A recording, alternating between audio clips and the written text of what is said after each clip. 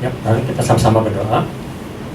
Terima kasih Tuhan untuk doa pagi hari ini, di mana kami masih boleh mendengarkan kebenaran firman Tuhan yang Kau pakai di dalam bibir hamba-Mu ini untuk boleh menyampaikan apa yang ingin Kau sampaikan, ya Tuhan. Dan biarlah kami boleh mendapatkan berkat pagi hari ini. Semua yang siap untuk mendengarkan firman Tuhan, sama-sama katakan amin. Shalom. Ya, pesan Tuhan adalah tentang berkat kebersamaan. Kita akan langsung baca bersama-sama di Mazmur 133 ayat 1-3. Ya, makasih. Nyanyian Sirah Daud. Sungguh alangkah baiknya dan indahnya apabila saudara-saudara diam bersama dengan rukun, seperti minyak yang baik di atas kepala meleleh ke janggut, yang meleleh ke janggut Harun dan ke leher jubahnya. Dan ketiga, seperti embun gunung Hermon yang turun ke atas gunung Sion, sebab kesanalah Tuhan memerintahkan berkat kehidupan untuk selama-lamanya. Amin. Ya, pesan Tuhan minggu ini adalah diambil dari Mazmur 133. Sudah beberapa hamba Tuhan dan rekan khotbah menyampaikan. Jadi ini adalah suatu nyanyian syiarah, di mana orang Israel adalah wajib untuk datang ke Yerusalem dan mereka harus membawa sesuatu atau suatu persembahan. Dan ini ada juga berbicara, Pak Gembala sudah sampaikan, tentang suatu kebersamaan. Tanpa terasa kita sudah masuk bulan ketiga, di mana kita mengalami PSBB ketika mengalami wabah COVID ini. Dan tentunya banyak orang juga diam di rumah dan mengalami yang tanda kutip kebersamaan ini. Tetapi yang dimaksud kebersamaan di sini adalah di mana keluarga itu mengalami satu kesatuan, satu kebersamaan, satu kerukunan. Ada satu visi, ada satu iman. Itu yang sudah disampaikan oleh teman-teman. Nah, pagi hari ini kita juga akan membicarakan sesuatu dari ayat ini, di pasal ini, yaitu mengenai hal yang berhubungan dengan ayat yang ketiga, di mana saya katakan ada berkat yang diperintahkan Tuhan untuk kehidupan untuk selama-lamanya. Jadi kita bisa lihat di sini ada pesan Tuhan mengenai berkat untuk jemaat yang akan dicurahkan, dan kita akan lihat sifat-sifat berkatnya dimaksud Tuhan di sini itu apa. Dan juga ada pesan yang ditekankan yang sudah Bapak Gembala sampaikan, di mana pesan ini sangat menekankan untuk kepala keluarga, di mana kepala keluarga itu adalah laki-laki. Dan di sini digambarkan bahwa sebagai laki-laki ada satu leadership, ada satu pimpinan yang harus dilakukan untuk keluarganya. Nah, sempat dibicarakan juga dengan beberapa saudara yang mempertanyakan, kalau misalnya sudah tidak punya suami, atau suaminya belum percaya bagaimana, atau orang tuanya belum percaya bagaimana. Nah, saya ingat bahwa visi di tahun ini adalah tentang connected tunggal. Tapi kalau ibu bapak masih punya berita gereja, nah di bawahnya ini ada tulisan. Di situ ditulis leadership movement. Jadi kepemimpinan ini memang Tuhan tuh jelas sekali ini tujuannya untuk para bapak-bapak khususnya. Tetapi bila bapaknya ini atau suami atau ayah belum percaya, tentunya yang dimaksud di sini adalah sang istri atau anak itu harus mengambil kepemimpinan dalam hal rohani, di mana janji Tuhan tetap akan diberikan pada keluarga itu. Baik, kita akan langsung masuk ke pembahasan, di mana kita akan sama-sama melihat di Mazmur 133 ayat 3b. Di sini katakan bahwa sebab kesanalah Tuhan memerintahkan berkat kehidupan untuk selama-lamanya. Bagian pertama yang saya dapatkan di pagi hari ini, bahwa berkat adalah perintah Tuhan. Jadi berkat itu adalah perintah Tuhan, dipintahkan Tuhan ketika ada sesuatu. Apa sesuatu itu? Sesuatu itu adalah kebersamaan atau kerukunan atau persatuan. Terjemahan lain mengatakan unity atau kesatuan. Sepertinya suatu hal yang sudah kita ketahui bersama. Kalau bicara tentang berkat, semua orang suka akan berkat. Apa sih berkat itu? Berkat di sini, ketika saya coba lihat dalam bahasa aslinya, ini memberi kata berakah. Kalau orang di Jawa Barat suka bilang barokah. Itu adalah suatu berkat. Berkat itu seperti apa? Kita ketahui bahwa nyanyian Daud ini mengandung dua arti berkat. Arti berkat rohani, di mana minyak juga melambangkan Roh Kudus, sesuatu yang mahal, sesuatu yang baik dicurahkan di atas kepala Harun. Tetapi berkat juga, atau kata berakah ini, ketika saya coba cek berakah itu maksudnya apa? Apakah cuma rohani saja? Ternyata tidak. Banyak sekali yang ternyata ingin Tuhan sampaikan pada kita. Berkat ini luar biasa. Ada beberapa kata yang arti berakah ini. Selain arti rohani, berakah juga berarti adalah berkat secara jasmani. Apa itu berkat jasmani itu? Di situ ada kesuksesan. Ini menggambarkan tentang suatu keberhasilan dalam pekerjaan. Feel with power. Ini kan ada satu kekuatan. Ada prosperity atau kesejahteraan. Dan ada fertility atau kesuburan. Di mana kesuburan ini menggambarkan bahwa ketika seorang diberkati dengan keluarga, dengan anak, dan juga bukan hanya keluarganya atau manusianya diberkati, tetapi hewan-hewannya juga diberkati dengan kesuburan. Ini menggambarkan bahwa pekerjaan kita juga diberkati, ternak kita diberkati. Jadi di sini sangat menarik bahwa Tuhan itu sudah mempersiapkan, dan ketika pesan itu disampaikan, ada kesatuan, ada kerukunan, ada kebersamaan. Tuhan sudah siapkan satu paket dengan berakah ini atau berkat ini. Ini ada satu yang menarik, karena saya sempat cek di internet apa yang terjadi dengan keluarga ketika COVID ini terjadi, atau tepatnya PSBB ini terjadi, di mana semua orang harus diam di rumah dan bekerja di rumah, bertemu dengan keluarga secara fisik.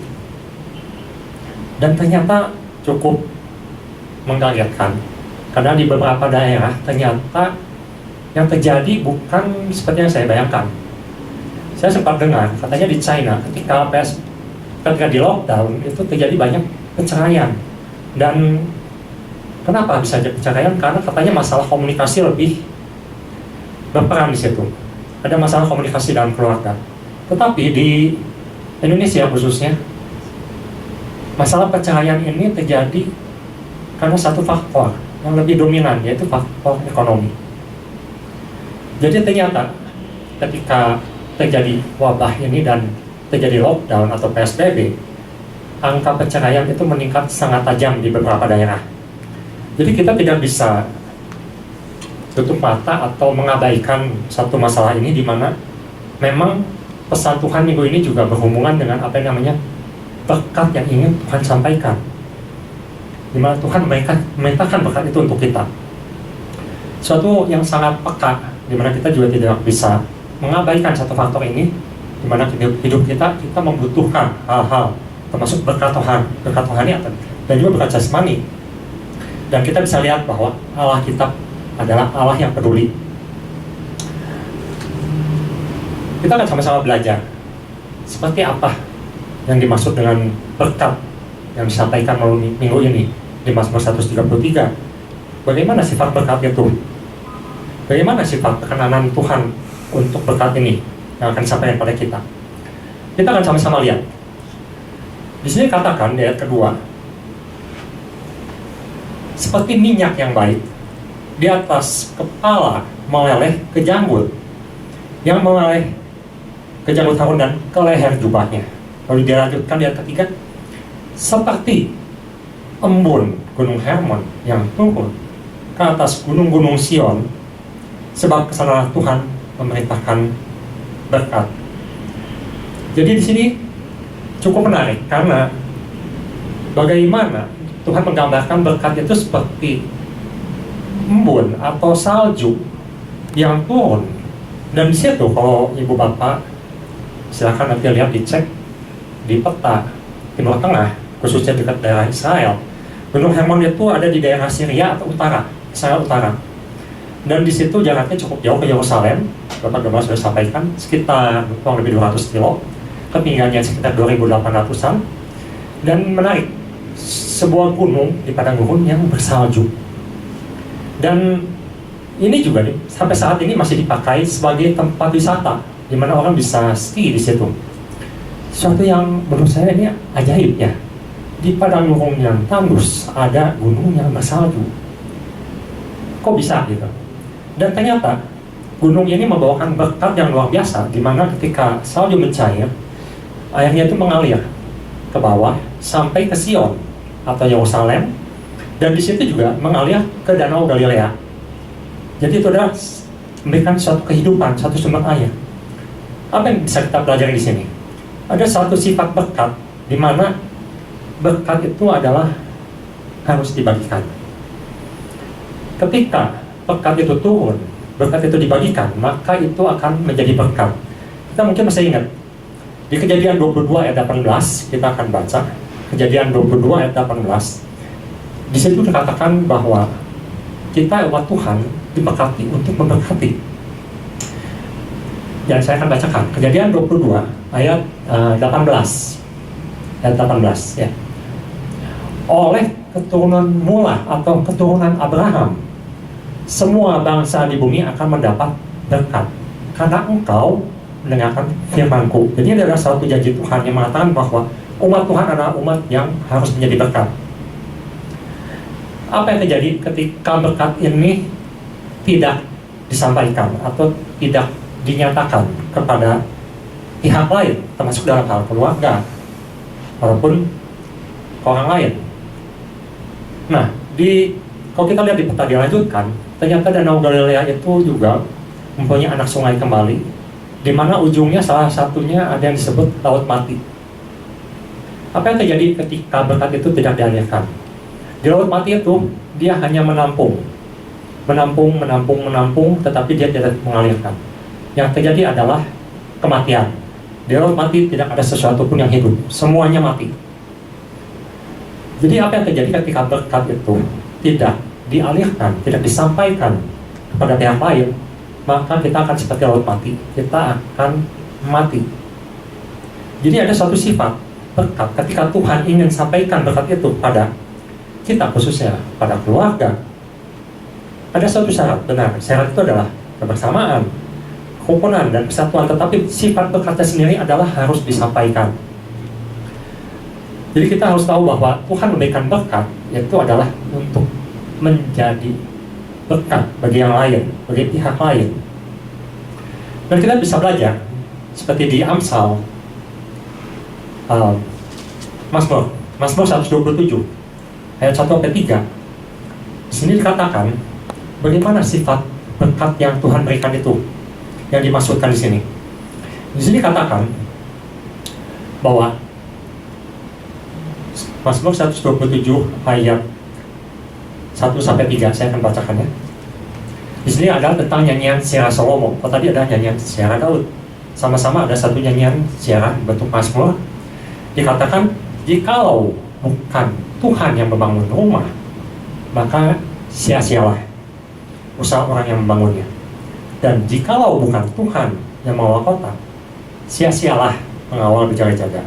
Ayat yang kedua dikatakan, sia-sialah kamu bangun pagi-pagi dan duduk sampai jauh malam, dan makan roti yang diperoleh dengan susah payah, sebab ia memberikannya kepada yang dicintainya pada waktu tidur. Ayat yang ketiga, sesungguhnya anak laki-laki atau lelaki adalah milik pusaka daripada Tuhan, dan buah kandungan adalah suatu upah. Maksudnya di sini adalah bahwa sesuai pesan Tuhan yang disampaikan, banyak orang yang mencari di luar atau mencari satu cara bagaimana untuk mendapatkan berkat, sedangkan pesan Tuhan jelas sekali di minggu ini mengatakan bahwa bukan usaha kita, bukan artinya tidak perlu bangun pagi-pagi, tidak perlu bekerja, bukan itu maksudnya.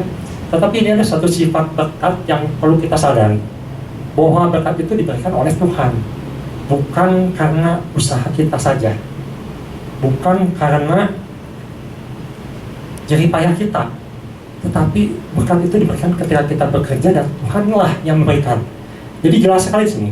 Kalau di Mazmur 133 dikatakan bahwa berkat itu diperintahkan Tuhan. Satu konsep yang perlu kita tanamkan ketika pesan ini datang, bahwa berkat dan terobosan itu diberikan Tuhan. Itu adalah hasil anugerah, hasil pemberian Tuhan, di mana ketika Tuhan melihat ada satu kebersamaan, ada suatu kerukunan, ada satu persatuan, satu iman, satu pengharapan, satu tujuan, disitulah Tuhan memerintahkan berkat itu untuk turun. Dan itu sudah disiapkan oleh Tuhan untuk anak-anaknya. Dan berkat itu seperti apa? Berkat itu adalah untuk bisa saling dibagikan. Dan berkat itu adalah bukan usaha kita, tetapi karena anugerah. Jadi di sini Tuhan mengatakan bahwa akan menjadi suatu pemulihan. Sebenarnya kita sebagai orang percaya tidak perlu mencari sampai kita tuh sampai frustasi, maksudnya sampai kita tuh putus asa. Bagaimana Tuhan? Kok kejadian seperti ini sepertinya tidak ada pengharapan. Tapi Tuhan jelas sekali melalui pesan ini menyampaikan bahwa berkat itu Tuhan yang berikan. Tugas kita itu adalah Tuhan ingatkan untuk khususnya minggu ini, khususnya di bulan ini, adalah tentang bagaimana kita berespon pada Tuhan melalui kehidupan keluarga kita. Bagaimana mungkin seorang yang ingin dipulihkan, ingin mendapat berkat jika keluarganya hancur-hancuran? Akan sulit, karena Tuhan jelas sekali sampaikan di sini adanya satu kesatuan, satu kerukunan, satu tujuan. Dan itu yang sangat ditekankan oleh Tuhan di pesan Tuhan minggu ini. Itu yang pertama. Jadi kita akan mendapatkan berkat ketika kita sadar bahwa Tuhan menginginkan satu keluarga yang utuh, dan khususnya di sini adalah seorang kepala keluarga khususnya, atau pemimpin, seorang yang sudah percaya. Dan kita juga harus sadar bahwa berkat ini adalah sifatnya anugerah diberikan. Itu yang pertama. Yang kedua adalah bahwa saling mengasihi dalam kebersamaan, dalam satu kerukunan, dalam satu kesatuan adalah perintah Tuhan. Itu diambil dari Mazmur 133 ayat 3. Di situ dikatakan, yang bagian keduanya, bagian B, sebab kesanalah Tuhan memerintahkan berkatnya, kehidupan untuk selama-lamanya. Kesana kemana? Itu nyatakan satu paralel dengan ayat yang pertama, dikatakan bahwa sungguh indah, suatu yang menyenangkan, suatu yang baik ketika saudara-saudara diam bersama dengan rukun. Terjemahan lain mengatakan, memakai kata yakat atau kasih. Ketika ada kasih apa? Kasih kepada sesama keluarga, sesama anggota keluarga, sesama saudara. Di situ ada memakai kata yakat. Jadi alangkah baiknya dan indahnya jika ada kasih di antara sesama saudara, sesama anggota keluarga. Ada yang memakai terjemahan sebagai brotherly love. Saya sempat merenungkan brotherly love itu seperti apa. Nah, ini akan kita sama-sama pagi ini akan sama renungkan dan pelajari. Ternyata yang disebut dengan yakat itu ada beberapa hal yang harus dilakukan. Salah satunya adalah tentang kepedulian, kasih, dan adanya pengorbanan. Kita akan sama-sama belajar untuk lebih jelas dari suatu kisah yang diambil dari kisah seorang yang bernama Naomi. Di sini, dalam kisah ini, Naomi mempunyai satu keluarga dengan suami yang namanya Elimelek, dengan 2 orang anak laki, yaitu Mahlon dan Kilion. Ketika mereka mengalami masa kelaparan, mereka pindah ke Mesir dan hartanya dijual, dan singkat cerita suaminya meninggal, anak-anaknya menikah, dan anak-anaknya meninggal juga, sehingga dia tinggal dengan menantunya. Dan kita sudah hafal semua, ada 2 orang menantu, yang satu bernama Orfa, satu bernama Ruth. Dan singkat cerita, Naomi sudah tidak memiliki apa-apa dan dia hanya menawarkan lebih baik mereka pulang, tetapi kita tahu bahwa Ruth sangat membela mertuanya ini dan dia berjuang untuk kehidupan mertuanya. Jadi Naomi ini adalah pulang dengan tangan hampa, dengan kemiskinan. Ada sesuatu yang menarik. Ketika disebut dengan suatu kasih akan persaudaraan, kita akan lihat di Ulangan 25. Ulangan 25 ayat 5 sampai 10.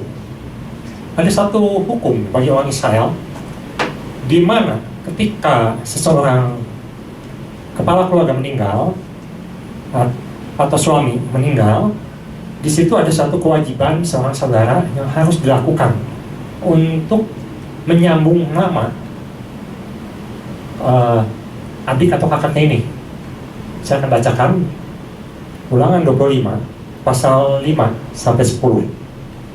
Saya akan bacakan ayat 5-nya. Apabila orang-orang yang bersaudara tinggal bersama-sama dan seorang daripada mereka mati dengan tidak meninggalkan anak laki-laki, maka janganlah istri orang yang mati itu kawin dengan orang lain atau orang di luar lingkungan keluarganya. Saudara suaminya haruslah menghampiri dia dan mengambil dia sebagai istrinya. Dengan demikian, ia melakukan kewajiban perkawinan ipar. Dan yang keenam, maka anak sulung yang nanti dilahirkan perempuan itu haruslah dianggap sebagai anak saudara yang sudah mati itu, supaya nama itu janganlah terhapus di antara orang Israel. Dan yang ketujuh, tetapi jika orang itu tidak suka mengambil istri saudaranya, maka haruslah istri saudara itu pergi ke pintu gerbang menghadap para tua-tua serta berkata, iparku menolak menegakkan nama saudaranya di antara orang Israel. Dia tidak mau melakukan kewajiban perkawinan ipar dengan aku. Dan yang ke-8, kemudian para tua-tua kota harusnya memanggil orang itu dan berbicara dengan dia. Jika ia tetap berpendidikan dengan mengatakan, aku tidak suka mengambil dia sebagai istri. Dan ke-9, maka haruslah istri saudaranya itu datang kepadanya di hadapan para tua-tua, menanggalkan kasut orang itu di kakinya, meludahi mukanya, sambil menyatakan, beginilah harus dilakukan kepada orang yang tidak mau membangun keturunan saudaranya.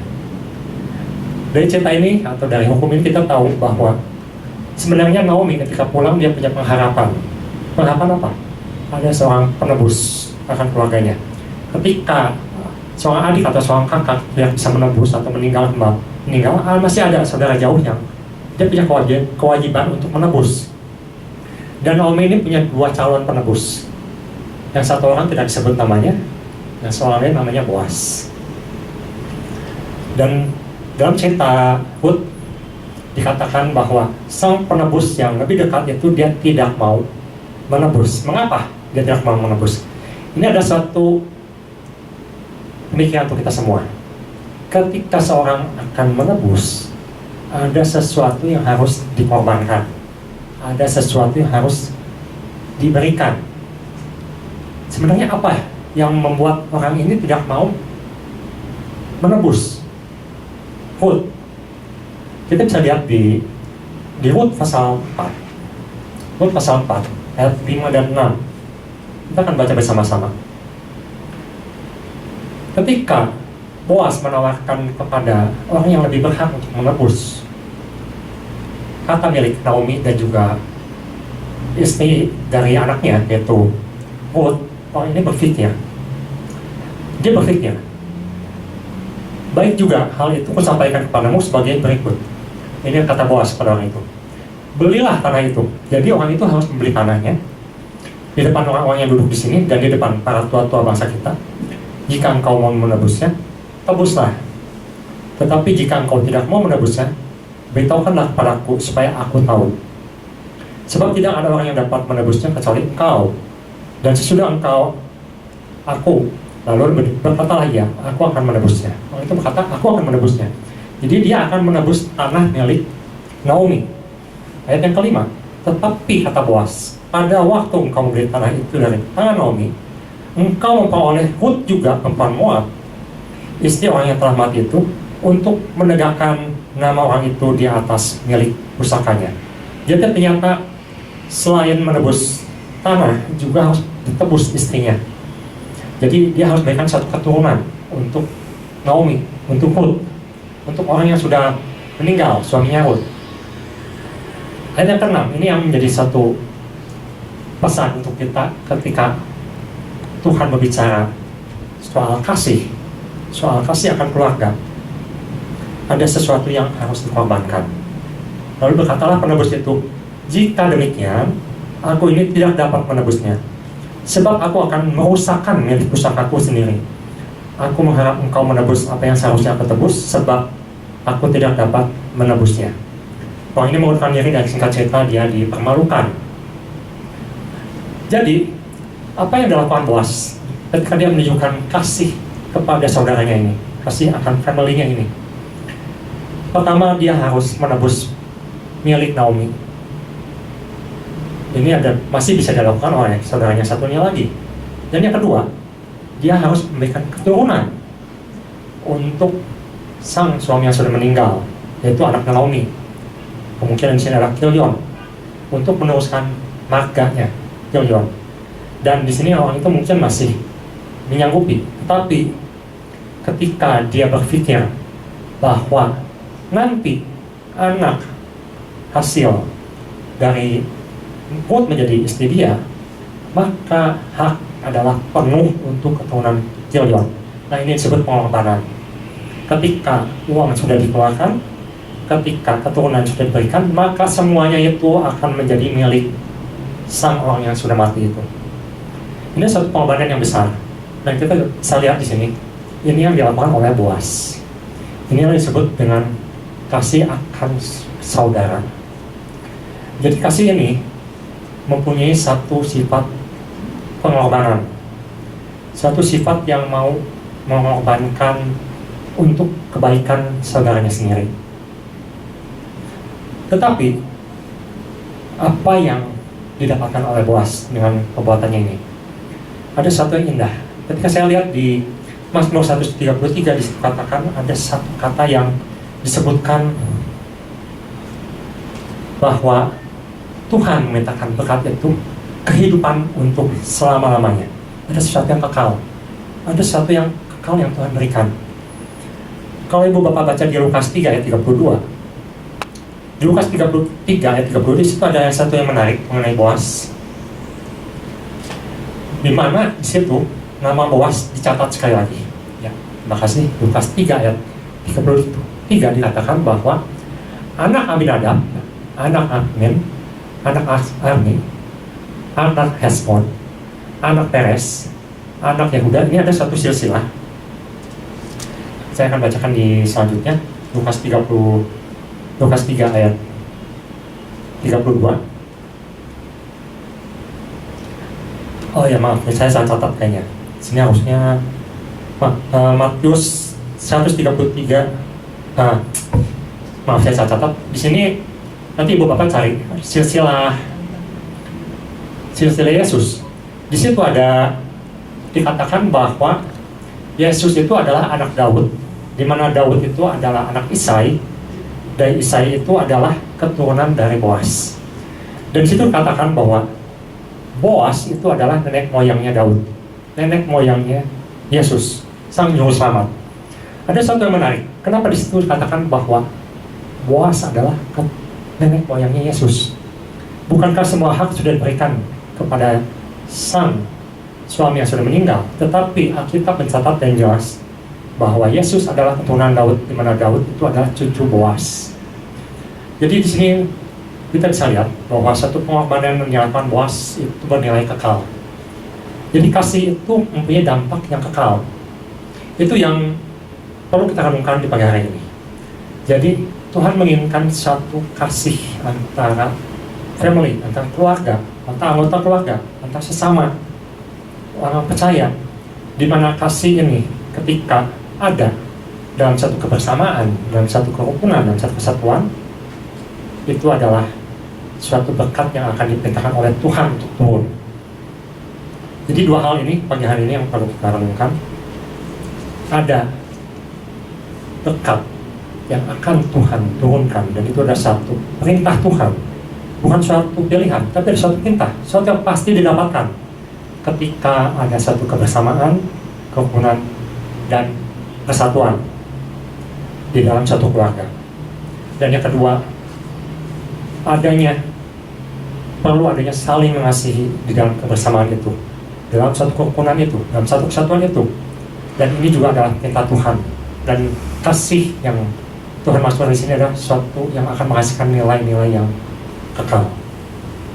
Kiranya renungan hari ini bisa membuat kita lebih yakin bahwa Tuhan akan memberikan berkatnya pada kita ketika kita mau melakukan peran kita, yaitu khususnya para bapak dan juga para pemimpin yang mewakili bapak, leadership movement, di mana ketika kita mau melakukan firman ini, berkat itu adalah sesuatu yang pasti Tuhan berikan. Dan berkat ini adalah bukan hanya berkat jasmani, bukan hanya berkat rohani, tetapi berkat rohani dan berkat jasmani. Dan kiranya Tuhan berikan berkat kita semua. Tuhan Yesus memberkati. Mari kita sama-sama berdoa. Terima kasih Tuhan untuk renungan yang boleh kami pikirkan, dan kami tahu bahwa Tuhan sudah merancangkan dan memerintahkan berkat itu untuk turun pada kami semua. Tugas kami adalah untuk boleh menyatakan kasih itu, untuk boleh mengorbankan apa yang perlu kami korbankan, dan juga untuk menataati perintah-Mu ya Tuhan. Biarlah persatuan di minggu ini menjadikan keluarga kami lebih utuh, keluarga kami diberkati. Dalam nama Yesus, yang sama-sama mendapatkan berkat, sama-sama katakan amin.